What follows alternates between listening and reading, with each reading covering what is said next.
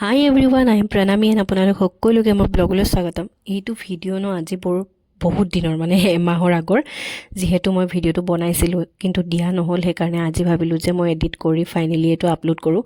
সেইদিনাখন গৈছিলোঁ মই খেল চাবৰ কাৰণে, ফাৰ্ষ্ট টাইম এক্সপিৰিয়েঞ্চ। আজিলৈকে কেতিয়াও লাইভ খেল চাই পোৱা নাছিলোঁ আৰু ফাৰ্ষ্ট টাইমৰ কাৰণে এয়া মোৰ ফ্ৰেণ্ড পম্পী, তাইৰ লগত দুইজনী লগ হৈ গ'লোঁ। দুইজনীৰ কাৰণে এয়া ফাৰ্ষ্ট এক্সপিৰিয়েঞ্চ।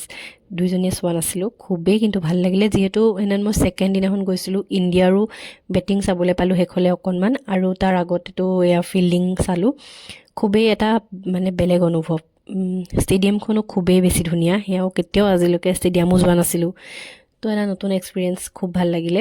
আৰু সেইদিনাখন ছানডেও আছিলে, তাতে গুৱাহাটীতে থাকোঁ যিহেতু খেলখন চাবৰ কাৰণে খুবেই সুবিধা হ'ল। আৰু এনেধৰণে ক্ৰিকেট কেতিয়াও চাই নোপোৱা এটা অনুভৱ ফাৰ্ষ্ট টাইমৰ কাৰণে কৰি খুব ভাল লাগিলে।